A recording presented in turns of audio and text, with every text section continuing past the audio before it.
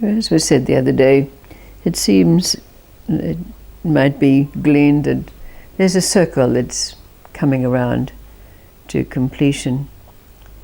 So there's a question that's to be asked, and as you probably realized, this circle can only be joined by each of us in our own way. But first there's a reminder of two of my favorite reference points, and let's see what they have to offer in relationship to the story that has a question to be asked. First of all, it's that little anecdote about Mulla who goes to the psychiatrist, and the psychiatrist gives him the ink spot test. So he hands up a board with an ink spot on it, and he says to the Mulla, "Mulla, what is this?" And the Mulla says, "Oh, that's an elephant." And then he holds up another one, and the Mulla says, "Oh, that's a tiger." And then another one, he says, "Oh, that's a gazelle. That one's a monkey." And finally the psychiatrist said to the Mulla, "Mulla, I have to tell you, you have a fixation with animals." And the Mulla said, "Me, a fixation? You're the one with the zoo."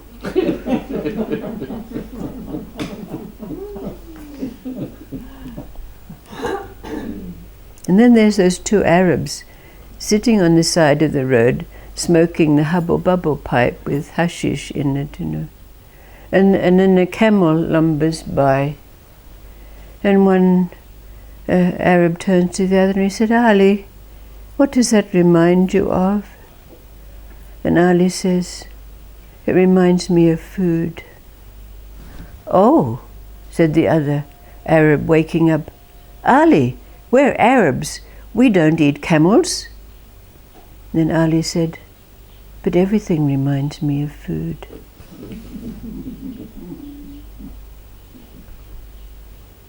There's a story of Asinta. Now, Asinta was a very, very poor man. He'd lived in poverty all his life. He had never known what it was like to have a full belly. But he had a daydream. In fact, it was more than a daydream, because it filled his waking hours and his sleeping hours too. And that was his dream of being rich.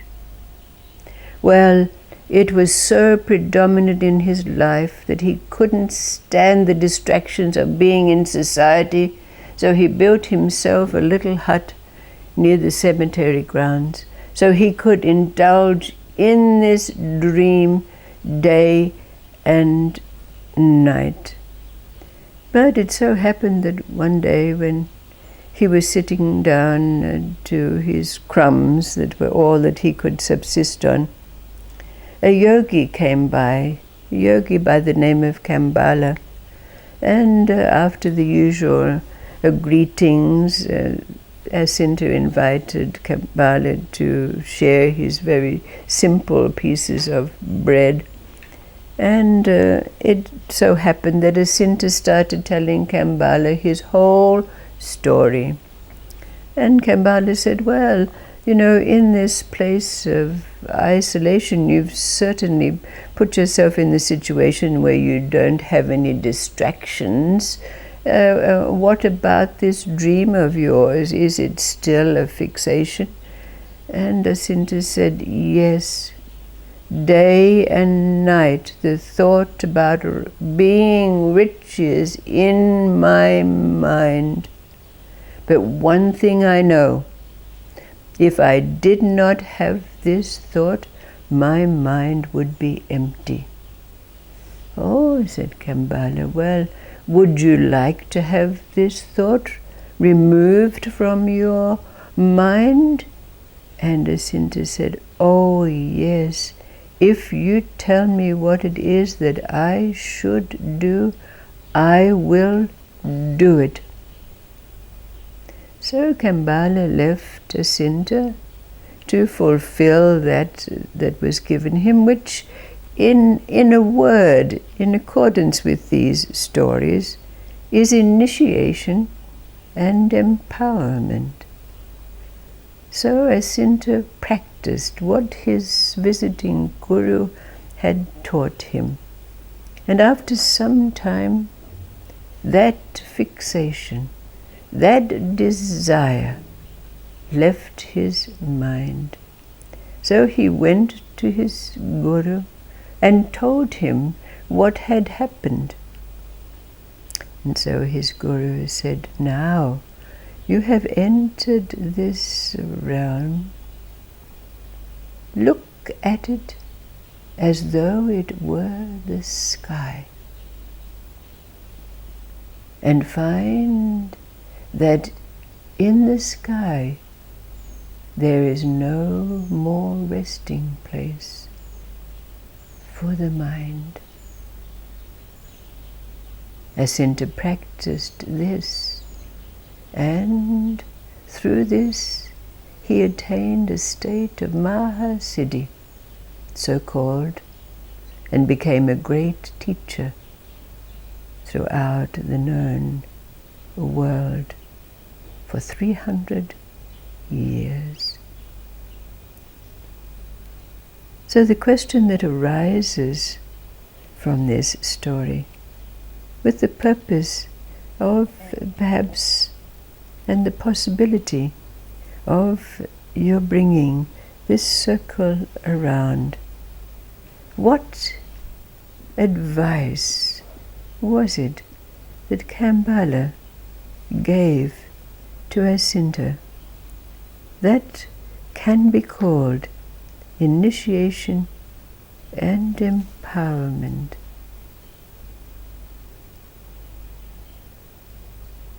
What would you say to someone who came to you with this roost that the mind comes back to in whatever form it might take? I'm not good enough. Only God is real. There are many, many fixations that people find at all levels. What would you say that would be initiation and empowerment to such who stands before you?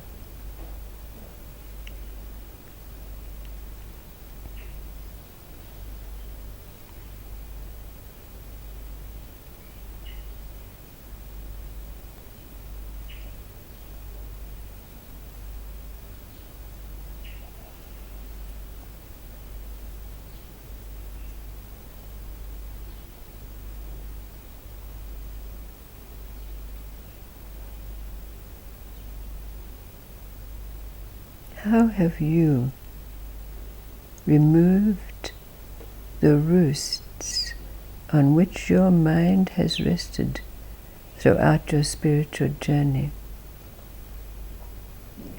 Beginning with those basic ones, the conditioned ones. You're not good enough.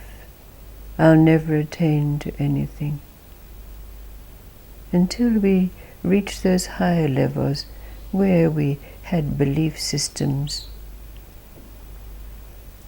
What would the Guru do about this?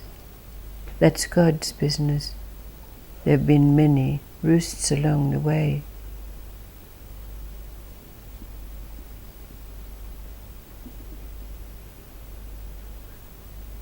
What would you say?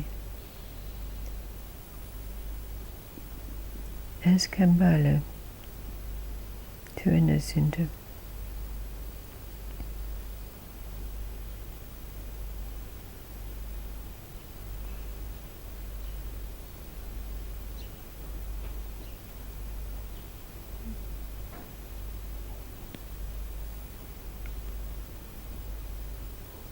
What are those words that come to your lips that could be recognized as initiation and empowerment in answer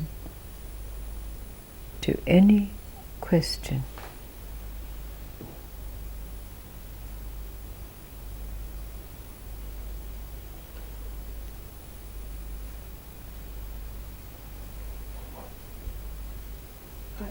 quite know how to put it into words, but it's the source of all this thing. When we know that and don't try and grasp the absence, it empowers us to. Yes. Indeed. What is it? Which is really synonymous with this question. What is that staff that is aligned in our being, like the stories of the last days? What is it?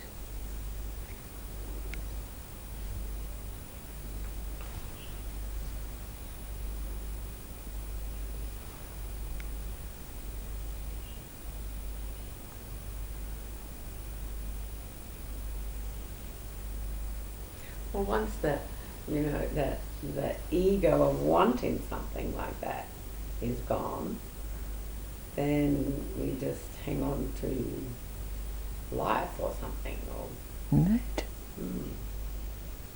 Yes. In a word. Life.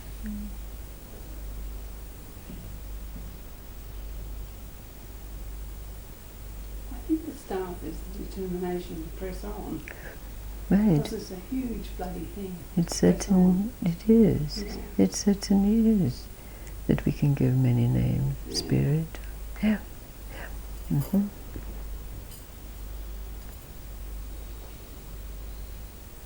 Which is the same as the question that's very often asked of those who come, what is it that's allowed you to prevail when others have fallen by the wayside?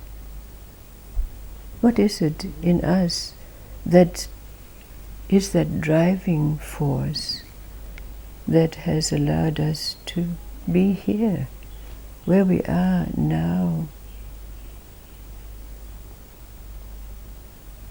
It's the same. That's why the circle can be brought around.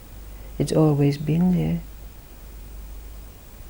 It's just like a knowing, isn't it? Yes. It's like you don't really, it's just what you've got to do. Mm-hmm. It's like something, I suppose it's like you say, Bonnie, it's sort of like life propels you forward. Uh-huh. And so there's something,